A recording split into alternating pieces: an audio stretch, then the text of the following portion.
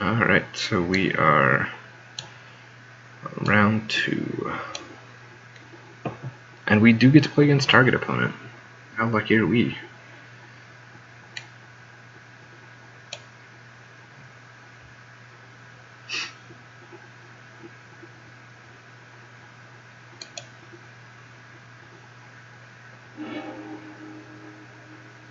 Okay, so this hand is great.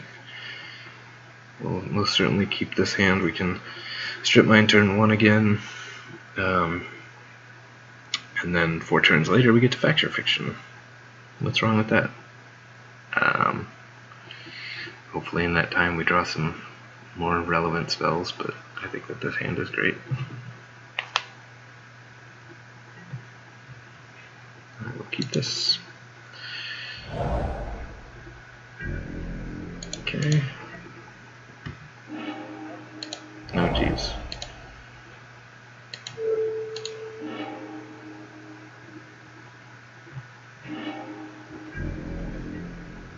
Let's see what our opponent has to say about that. Blue-white, alright. Oh god, well our natural order now does nothing. Hopefully they don't have a way to tear apart our hand.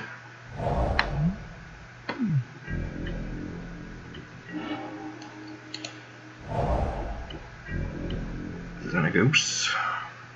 Solid card, solid card.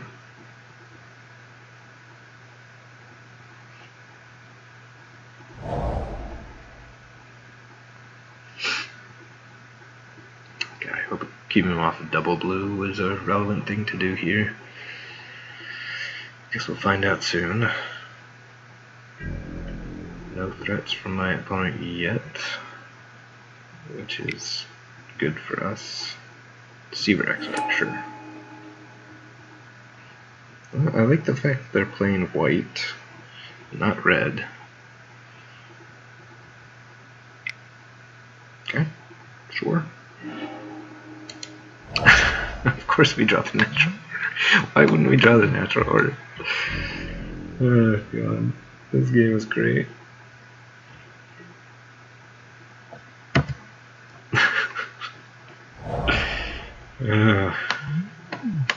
This is a little on the ridiculous side. I mean, I should have known what I was getting into, keeping a, you know, 4-lander, Factor Fiction, Primeval Titan, strip mine hand. Flicker Wisp, alright, sure. And I think I may...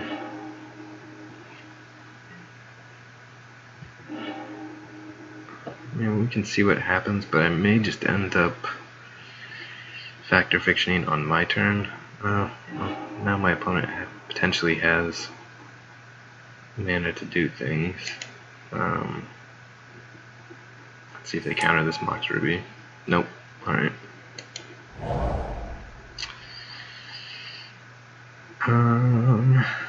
4 cards in hand. Let's see, what are the counter spells? Like, if it's Remand, that's fine. I just get to wait a turn to play my Factor Fiction. If it's Mana Leak, that's bad. I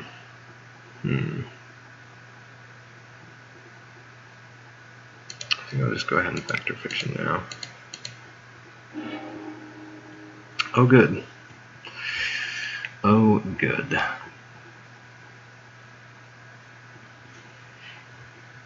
So the nice thing here is that I have played a land this turn. So I think I'm just going to take the pile with more things. Because it lets me next turn I can prime time, grab 2 more lands out of my deck.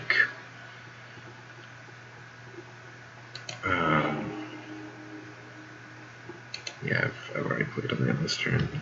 I don't think Xenagos is going to be very good this game, so we'll just go ahead and discard him. Although natural order probably would have been a better choice there, but I mean I could still natural order up a Thrun or something if I really needed to.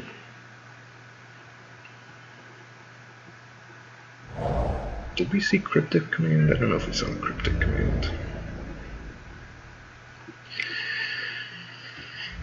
The opponent does have a little bit of pressure on us.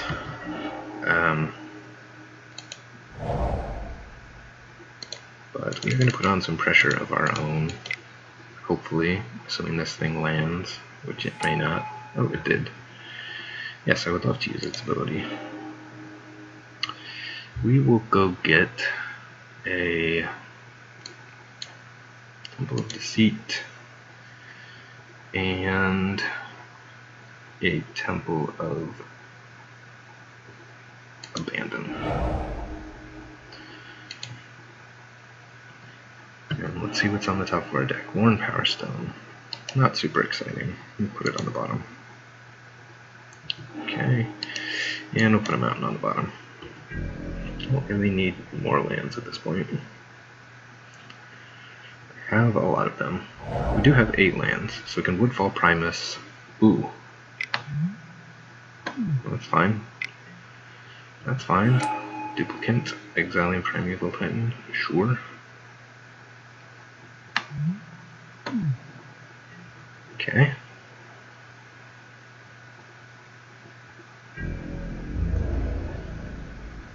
So the nice thing here is I can Woodfall Primus, destroy the colonnade.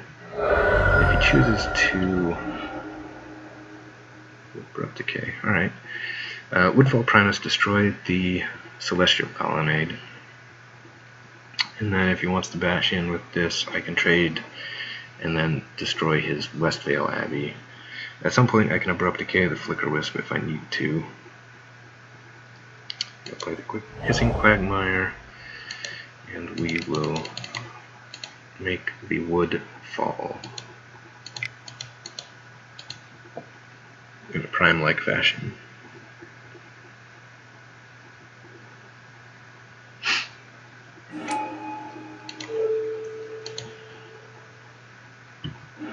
I mean, destroying the Westvale Abbey is going to be a priority at some point. But I think as long as I've got the Abrupt Decay to potentially keep him off of extra creatures for at least a turn or so longer, that is fine. And next turn I can actually Crater Hoof and Abrupt Decay, which is nice. Okay, we will definitely block. And we will be glad to destroy your Westvale Abbey.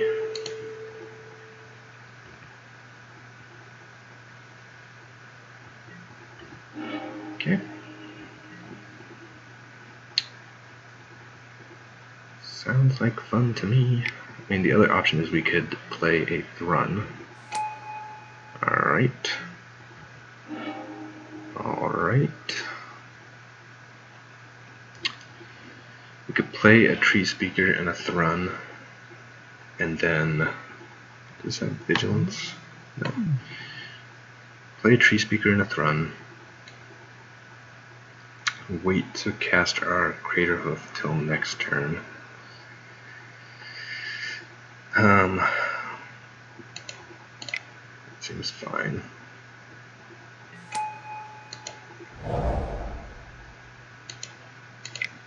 My opponent currently thinks that they are will probably just have us dead on board. I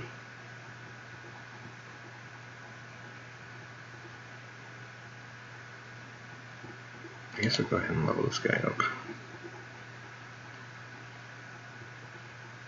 Yeah. And we will go ahead and pass turn, and then we'll Abrupt Decay the Flicker Wisp, and he goes to 25, but then we've got 9, 14, 23, we've got a lot more damage.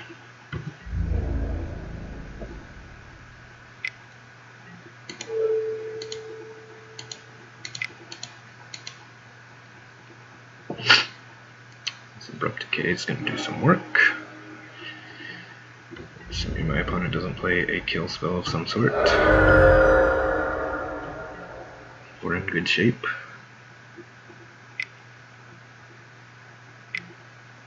Batterskull. Alright, so they're going to gain an additional 4 life.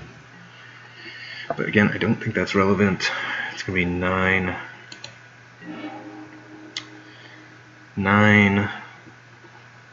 and then another 8, 17, plus 5, 22, plus 9, 31. So yeah, that's enough.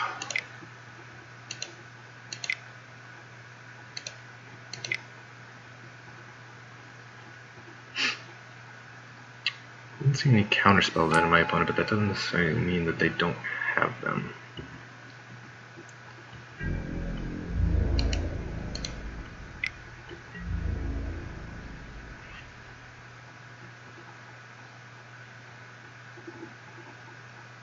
Oh no! I forgot that had 4 toughness.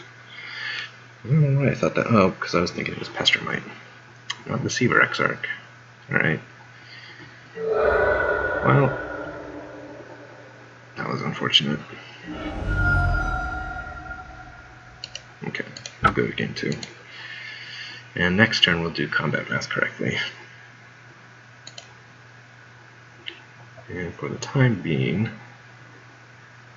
let's go ahead and take a little snapshot of our deck so that we don't forget what's in it.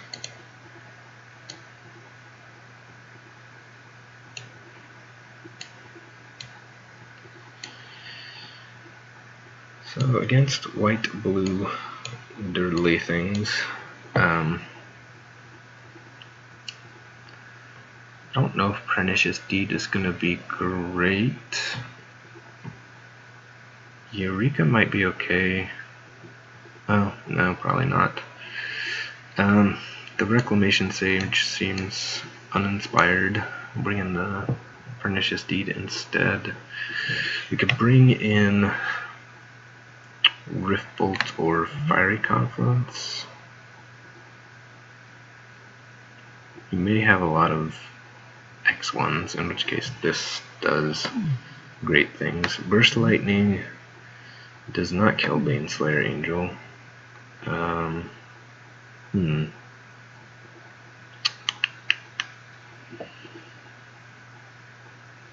Sidisi might be fine. Opheomancer might be fine. It's not exciting.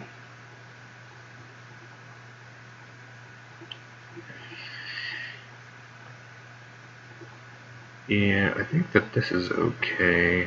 Not having the extra green creature for natural order is sad, but I think that it's fine. I could take out the Fast Bond and leave in the Reclamation Sage. Maybe that's what I do. He may have, I mean, he does have the Batterskull, so that is not an irrelevant thing to keep in. Yeah, so we'll do that.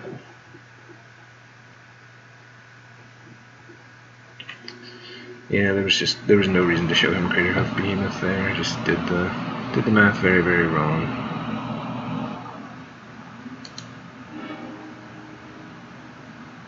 Although I think it may have done it wrong anyway, even if that thing did have a single toughness. Seems like a fine turn 1. I can. I'll just play the Signet.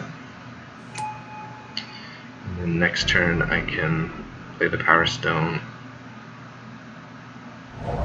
Or I can play the Tree Speaker and level up the Tree Speaker. Or if I hit a land, I can play the Oracle. Or I can put some pressure on and play a Thrun. Alright, well, we didn't hit the land that we wanted. But I'm going to put this on the bottom. We've got so much land already. I'm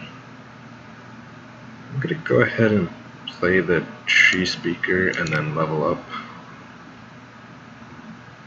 kind of the same as playing the Worn Power Stone.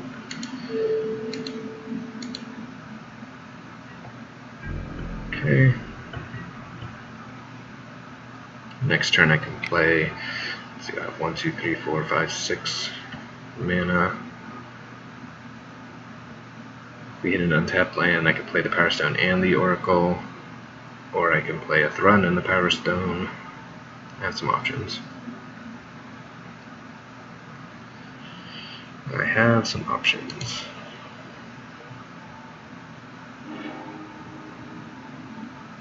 Opponent has opted to Brainstorm lock themselves, which I'm not opposed to.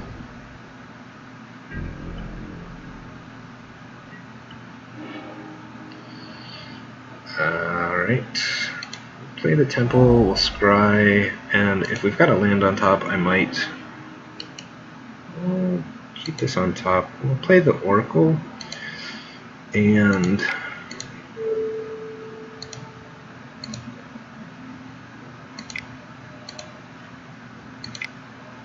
then we can play the land and get another scry.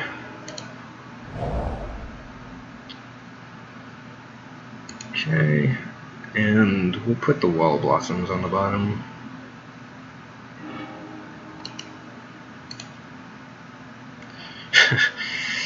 We had a choice between a Wall of Blossoms or a Wall of Roots. A Wall of Blossoms probably would have been better for us there.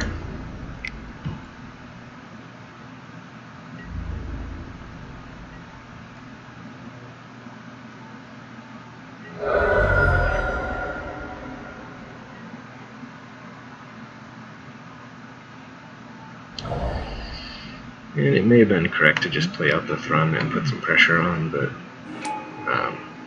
oh, that's annoying. Later, Oracle. Yep.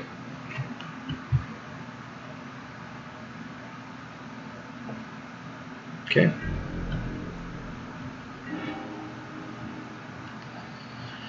So we're definitely playing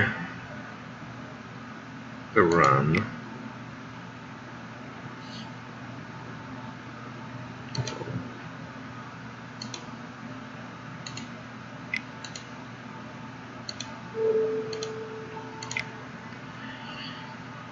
And we'll tap the Temple.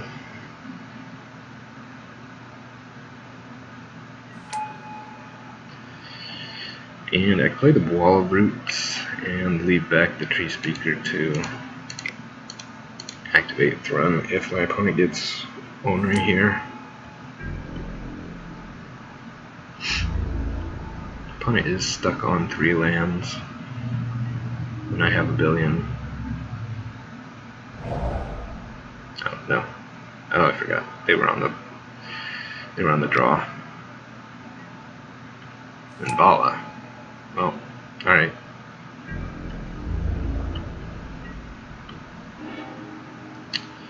Pernicious Deed.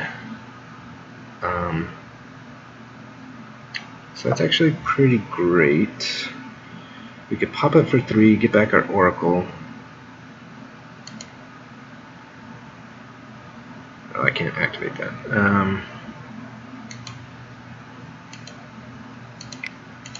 And then we can attack with Thrun.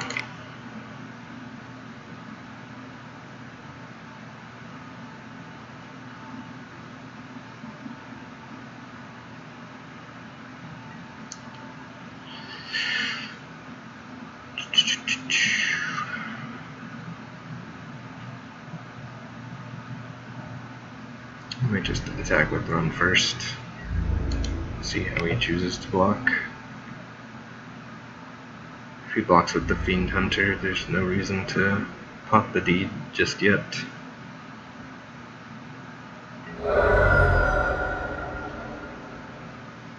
And I'll pass turn. Having the Deed out there to just threaten to wipe the board away at some point is it's fine. It sucks to lose our Signets and our Moxen. Exactly the reason that I wasn't extremely happy about playing this card, but what can you do?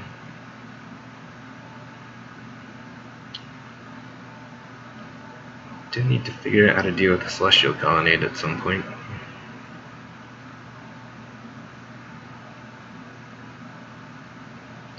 Woodfall Primus would be nice. 1, 2, 3, 4, 5, 6. I currently only have 8 mana. So yeah, I think I'll just attack with Thrun again, forever and always.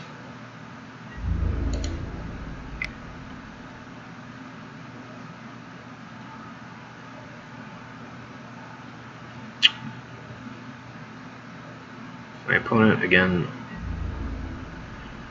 opts to block with nothing, that's fine. I'm going to hold on to this one Power Stone, because if I do ever pop the Deed, then having myself be able to get back up to 8 mana quickly is going to be important.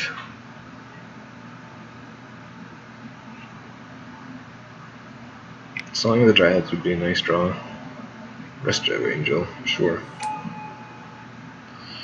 Resto Angel, the Fiend Hunter. I don't know if this is gonna necessarily work out the way that you want it to, friend. Because if you... I can... Oh, he opted not to link it. Sad! Darn. How unlucky am I?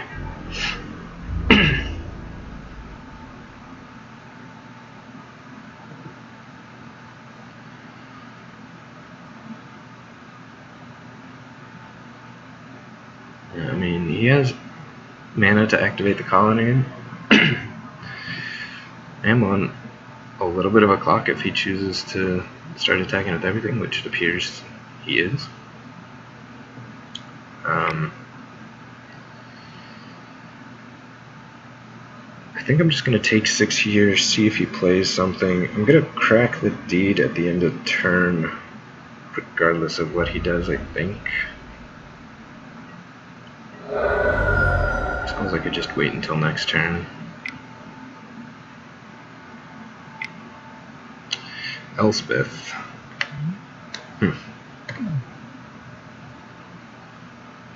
Okay. So I could crack this for 3 if he makes a whole bunch of tokens. And then next turn I can just bash with Thrun.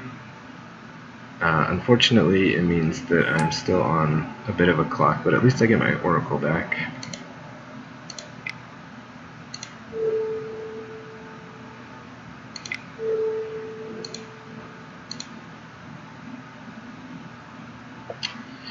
Or do I just want to... No, I think that leaving him with the sizable Elspeth is bad news bears for me. Ooh. That is a nice draw. Okay. So I'm going to play a Worn Power Stone. And I'm going to play a Time Walk. And we'll just win the game. How about that? Just attack our opponent to death instead of mucking around with Elspeth.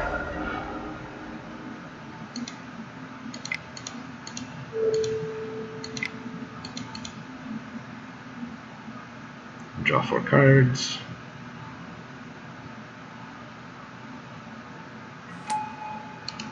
Kind of playing with our food now, but you know, you gotta have some fun somehow.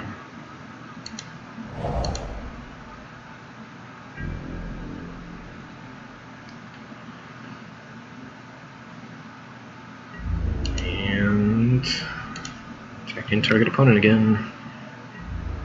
Bam. Opponent dead.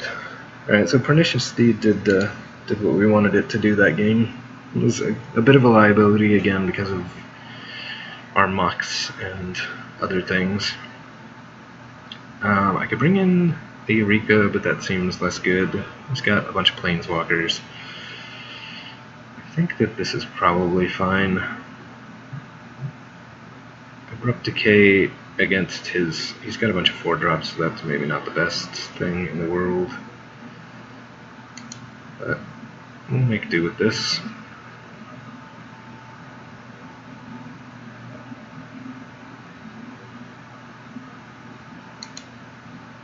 Opponent sideboarding heavily.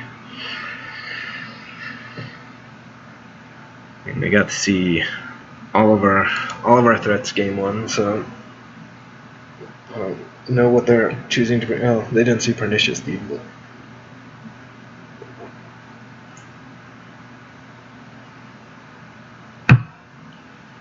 Opponent got a little bit greedy, and instead of destroying all creatures with power 4 or greater, they went ahead and got some tokens, which they got a little bit punished for. But they had no way of knowing that I would have gotten the Time Walk.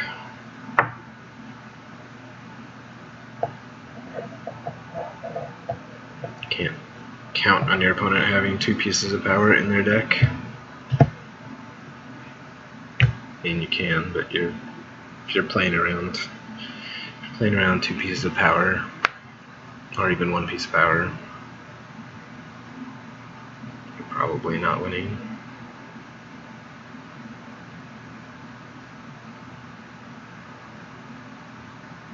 I don't know if it was right for my opponent to not attack with the... I mean, yeah, playing an Elspeth is a strong play, but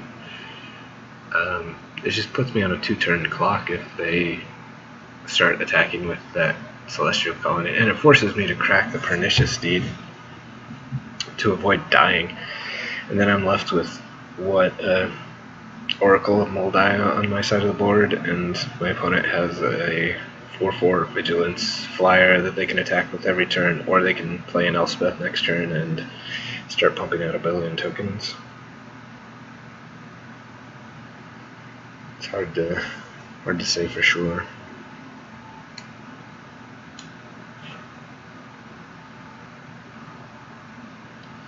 We're deep in the tank. We got some sweet sideboard techs. And we're going to see them change to red-white aggro and just completely stop my face. Is that what we're going to see?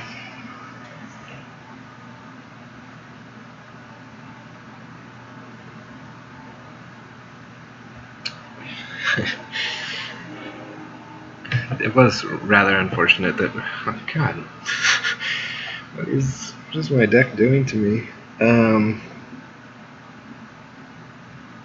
think because we've got the Oracle... Oh, God, this is just so bad.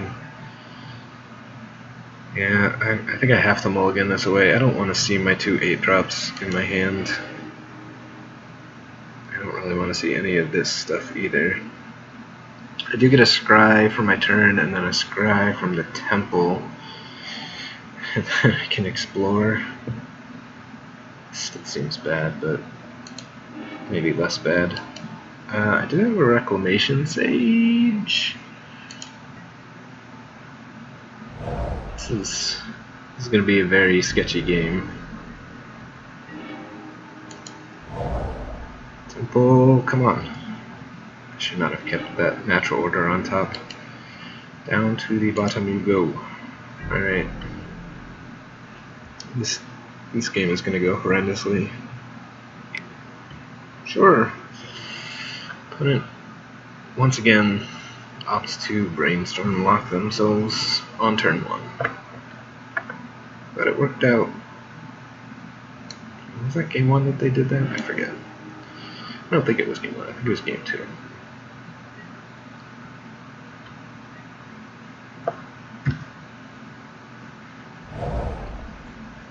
Okay, hitting your land drops. If only I could do the same.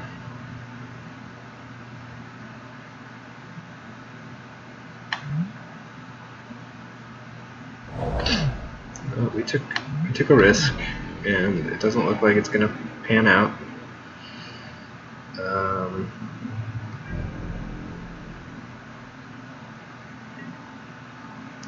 think I'm going to discard this Reclamation Sage. Batterskull is really the only thing that we saw, and using our Reclamation Sage against a Batterskull, we're probably sad. Well, now my mana dorks do nothing. Let's go ahead and Time Walk. See where that gets us.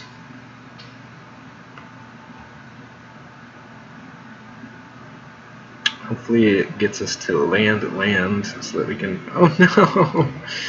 Sure. No.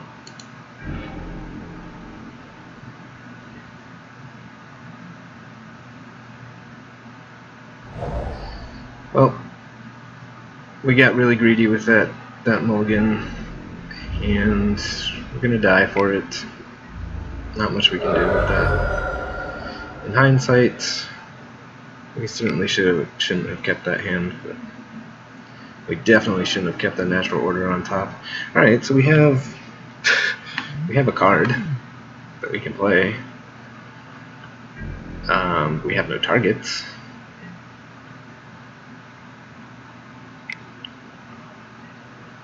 Resto Angel, sure. Still have no targets. I would have loved it if that was a V-click. Now we're on a 3-turn clock. And can't ever win.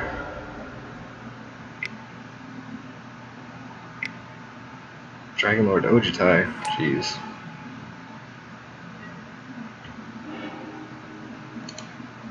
Some scrying.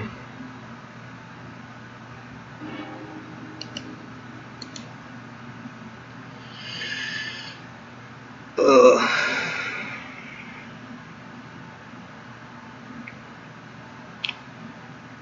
Yeah, so next turn I'm taking 8. I can tap down something with ice.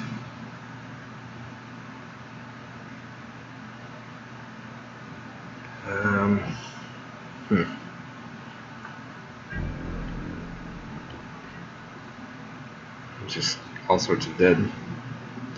Yeah, I need to be able to play Pernicious Steed and crack it in the same turn, which is not happening.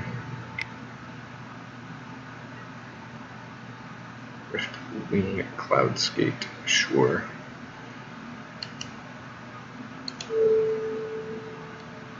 I'll tap down your Resto Angel.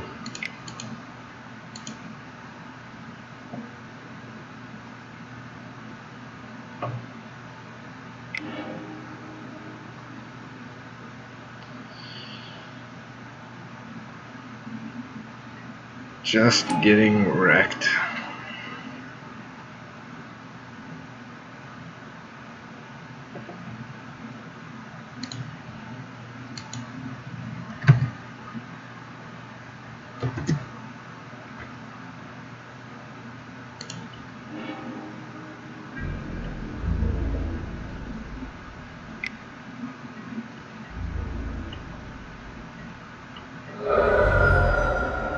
Yep.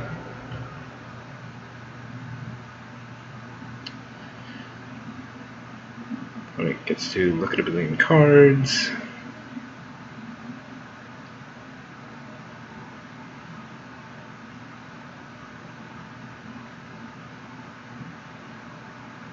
God, that wind ball is just so brutal.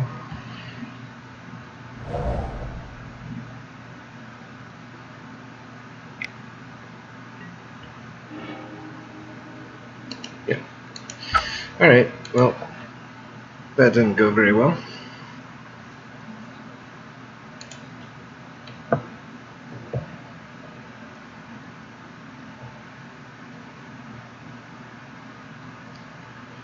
Yeah, I think that we should have, I mean, having the mana dorks in hand made me want to keep that natural order very badly, but I think that I should push that to the bottom.